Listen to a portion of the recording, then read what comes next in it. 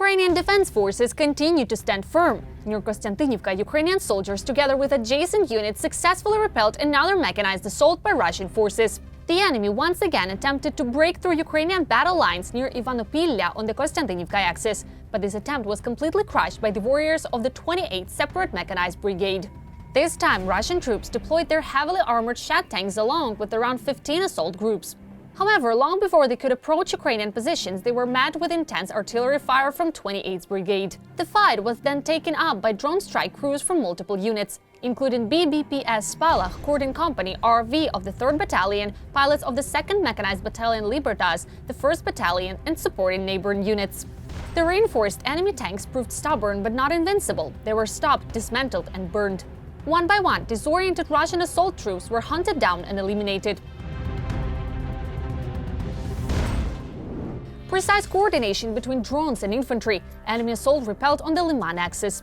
Fresh combat footage from the area of responsibility of the 66th Separate Mechanized Brigade, named after Prince Mstislav the Brave, demonstrates how decisive, effective coordination between infantry and drones is on the modern battlefield.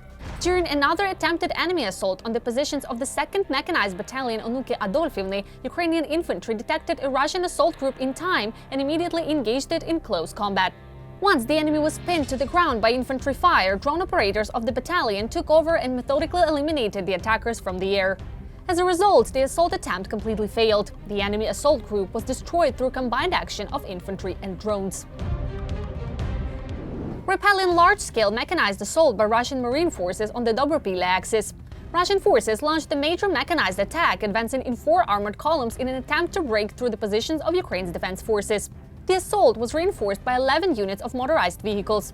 The attack was successfully repelled by forces of 1st Corps of the National Guard of Ukraine Azov, Lazar's group, and the Unmanned Systems Forces.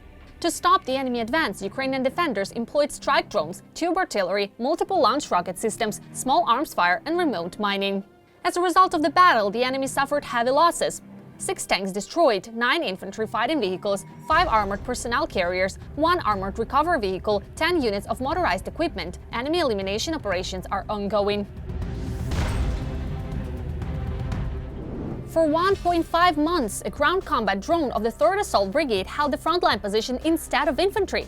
For 45 consecutive days, a ground robotic combat system of the 3rd Assault Brigade went on combat duty, suppressing every attempt by the enemy to break through the Ukrainian sector with sustained machine gun fire. The robot, Dev Droid TW-12.7, was operated by the NC-13 Strike Ground Robotics unit from a secure shelter. Throughout the entire mission, the enemy failed to infiltrate the position or gain any ground. Ukrainian forces held the line with 0 personnel losses. This operation proves that military technology is no longer an experiment. The most dangerous frontline tasks can now be carried out by steel instead of soldiers, without risking infantry lives. While much of the world is preparing for Christmas, the battle for Donetsk Oblast is only intensifying. The enemy does not pause for the holidays and has no intention of moving toward peace. Every day, Ukrainian reconnaissance detects new enemy assault groups attempting to advance under the cover of fog on the Kostiantynivka axis. And every day, artillery crews of the 28th Separate Mechanized Brigade answer them with high-explosive fragmentation gifts. The Knights operate almost without pause. They do not care whether the weather feels festive. They do not think about decorating Christmas trees. They care about one thing only: that every shoot holds the line and protects their own.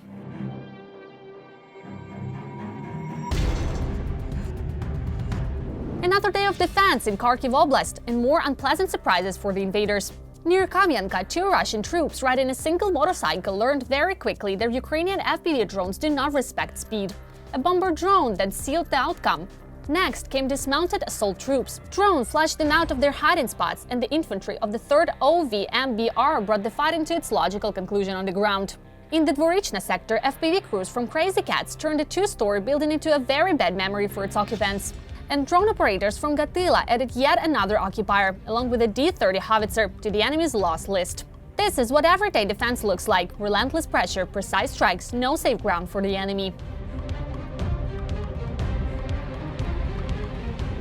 50 Molniya strike drones destroyed in just 50 seconds. Air defense crews of the 63rd Separate Mechanized Brigade have taken the destruction of enemy UAVs to an industrial scale. In a matter of seconds, dozens of Russian Molniya strike drones were intercepted and eliminated, proving once again that Ukraine's air defense is not just holding, it is systematic, precise, and relentless. This is what modern air defense looks like: fast reactions, perfect coordination, zero mercy for enemy drones. Fighters of the 425th Assault Regiment Spalakh conducted a successful assault operation in the northwestern part of Pokrovsk. An armored column entered the area near the city entrance monument where the operation unfolded. The mission objective, delivering infantry into the combat zone and securing positions, was successfully completed. The unit advanced, deployed personnel, and consolidated its foothold, carried out the task as planned. This is how controlled assaults are executed: precision, coordination, and momentum on the battlefield.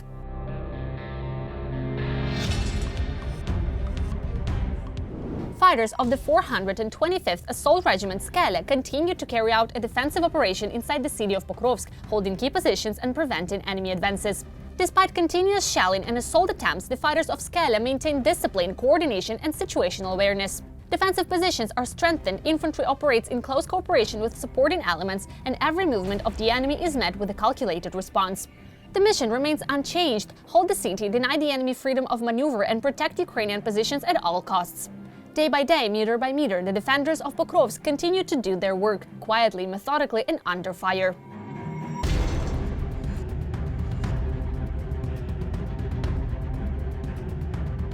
Drone operators from the 39th Separate Coastal Defense Brigade and 34th UAV Operations Center Venom successfully detected and destroyed key Russian military assets on the battlefield. As a result of precise aerial reconnaissance and coordinated strike actions, Ukrainian drones located and burned a Russian Stella 10 surface-to-air missile system, along with the two S-9 Nona-S self-propelled artillery unit. Both targets were eliminated with accurate drone strikes, depriving the enemy of critical air defense and fire support capabilities. The destruction of this system significantly reduces Russian forces' ability to protect their troops from aerial threats and to provide mobile artillery support on the front line.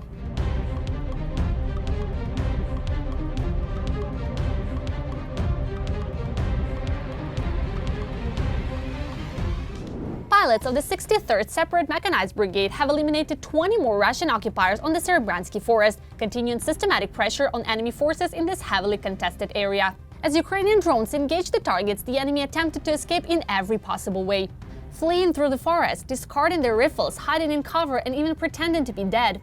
None of these tactics worked. Drone operators methodically tracked movements from the air and delivered precise strikes until the area was fully cleared.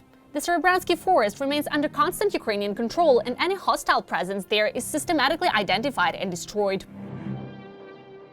Any illegal transportation of prohibited items across the territory of Ukraine by the enemy results in inevitable engagement by FPV drones. Enemy logistics routes and transport vehicles are under constant aerial surveillance. Once detected, such movements are classified as legitimate targets and are promptly neutralized with precision FPV strikes. There are no safe roads, no hidden routes, and no exceptions. Attempts to move weapons, ammunition, or other prohibited cargo through Ukrainian land are met with immediate and decisive consequences. A reckless and senseless Russian assault was decisively stopped by Ukrainian defenders from the 110th Separate Mechanized Brigade. Russian forces attempted to carry out an attack using just 2 civilian vehicles, a tactic that underscores both desperation and disregard for their own personnel. Lacking proper armored support, coordination, or fire cover, the assault relied purely on speed and surprise, offering little real chance of success against prepared defensive positions. Ukrainian fighters detected the enemy movement in time and responded with calm professional precision. Using coordinated fire and battlefield awareness, the defenders neutralized the attacking group before it could approach or threaten Ukrainian positions. The assault was halted quickly, and the enemy suffered losses, bringing the attack to an absurd end. Kupiansk axis. The commander has been evacuated, positions are being abandoned, and the occupiers are openly celebrating that they escaped with only 1 seriously wounded soldier. Against the backdrop of loud Russian claims about having taken Kupiansk, this reality looks especially revealing. The city is supposedly captured, yet withdrawal is still underway. Units are pulling back, command is disrupted, and morale is visibly fractured.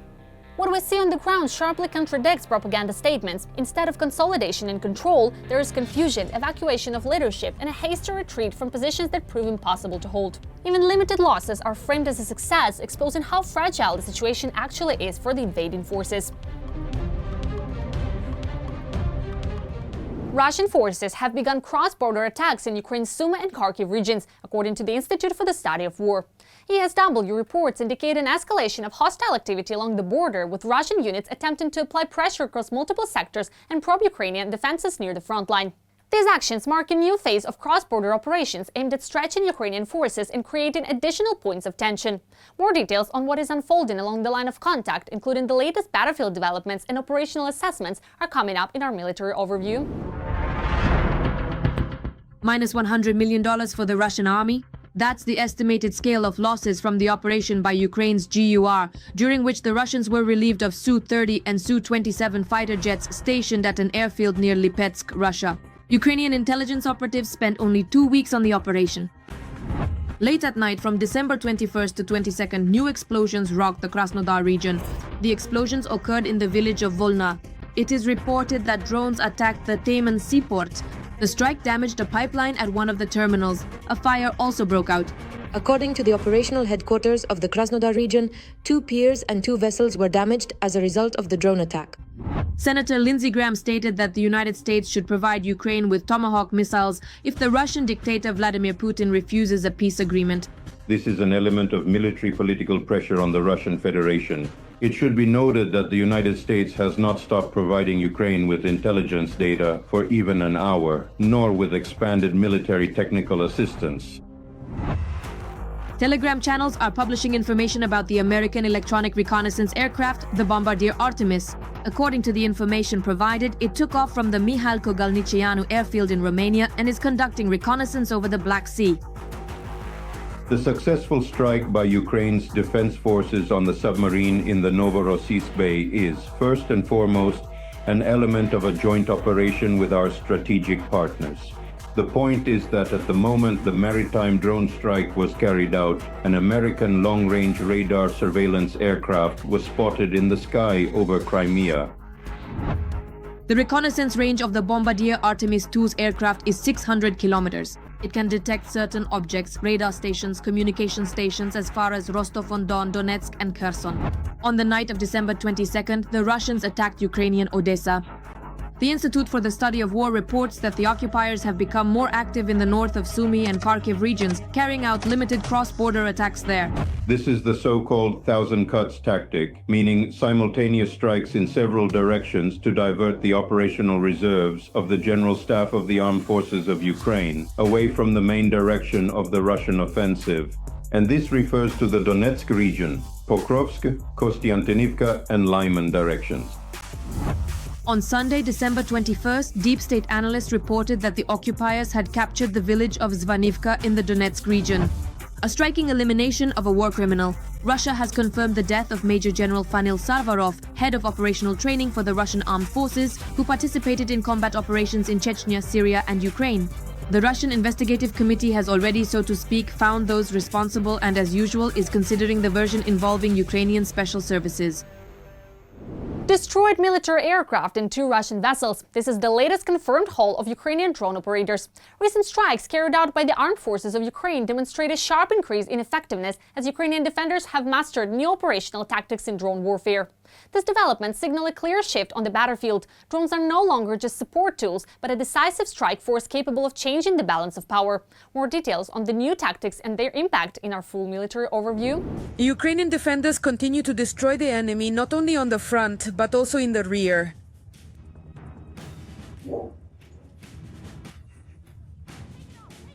Shooting! Get away! Ukrainian Special Operations Forces employ their own unique tactics. They skillfully target Russian vessels in unexpected areas to confuse the adversary and prevent any possibility of reaction. In the Caspian Sea, the Proskazorosi Torparza, the patrol vessel Okotnik was due on the Kagazastiwok, which the Russians were utilizing for patrol duties, was successfully struck by just a few drones. This entire incident occurred in the vicinity of a drilling platform at the Filonovsky oil and gas field, which itself had also been targeted by a Ukrainian attack. While the Russian Ministry of Defense makes loud statements about shooting down targets, military facilities in the Russian Federation continue to burn. A large-scale fire broke out at the aggressor state's military airfield in the Lipetsk region. As a result of a successful sabotage operation, 2 expensive Su-30 and Su-27 combat aircraft of the Russian Federation were destroyed. The Su-27, Su-27M, and Su-30 are modern aircraft, and that's why this particular site was selected, resulting in the destruction of 2 planes. That's the absolute minimum. As it turned out, this was the work of Ukrainian intelligence services, and the operation itself was executed by a representative of the resistance movement. The routes of the patrols, their schedules, and the changing of the guards were thoroughly studied. They quietly entered the facility and struck the Sukhoi jets right inside the protective hangar. Our intelligence is working very effectively. This means, for instance, we don't need to deploy our own groups. Contacts are established, they find sympathetic individuals, and then for specific objectives with specific funding, they carry out these types of operations. This means, and this leads to a reduction in the combat potential of Russian aviation, which is precisely what we need. The estimated total cost of the 2 damaged fighter jets, which Russia had deployed in its attacks against Ukraine, could amount to as much as $100 million. Ukraine's SBU orchestrated an explosive night at the Belbek Air Base, located in Crimea. Several S-400 and Panzer S-2 radar stations have been destroyed. As soon as we obtained long-range strike capabilities, the Russians began to experience a shortage of anti-aircraft missile systems. They first removed aviation from Crimea several years ago, and then they returned again. That is, they initially established an air defense system, a rather dense one, and began to cover the Kerch Bridge with air defense. Naturally, these are mainly deployed on airfield sites, and Belbek in particular is primarily used for the placement of radars and anti-aircraft missile systems. Additionally, a significant part of their Air Force tactical aviation is almost fully deployed there, along with Army aviation. They're deploying them there for specific tasks, especially for intercepting our drones. That's where Army aviation and helicopters are deployed, among other assets. Helicopter crews are fully utilized for cover missions, at least against drones, but from missiles, they naturally cannot take cover. Also in Sevastopol, 2 more Su-27 fighter jets were struck, along with the air traffic control tower. This successful operation will make it much harder to manage flights for the occupation army. One of these aircraft was already prepared for immediate takeoff. They now fully realize that we are getting to their airfields, and I believe they will eventually, after losing, say, a dozen aircraft in a few months, once again pull their aviation from Crimea, moving it to mainland Russia. At least 5 explosions were reported in the Krasnodar region. Residents heard the hum of drone engines overhead and saw bright flashes. After a series of explosions, authorities reported a fire on the pipeline. Prior to this, Russia's Ministry of Defense claimed the alleged successful downing of 35 drones. Manipulator. The Taman seaport is actively operating within the Volna settlement. In Taman, there are operational terminals for the transshipment of petroleum products and liquefied hydrocarbon gas. On the village of Volna, located in the Temryuk district, due to an attack by unmanned aerial vehicles, 2 berths and 2 ships sustained significant damage. This information comes from the operational headquarters of Krasnodar Krai. Authorities of the Russian Federation stated that the fires broke out at the berths, and the fire covered an area of 1 to 1,500 square meters. A series of explosions was heard near the oil refinery in Slavyansk on Kuban, which had already been attacked a couple of days prior. Ukrainian defenders are doing everything possible to inflict the greatest possible damage on the aggressor's army. They are assisted by resistance within enemy territory, which effectively opposes the Putin regime and wishes to stop the war. That's all for now. If you believe the world should know the truth about this war, make sure to subscribe, like and share this video so everyone can see what Ukraine is fighting for. Together we're stronger. Together we bring victory closer.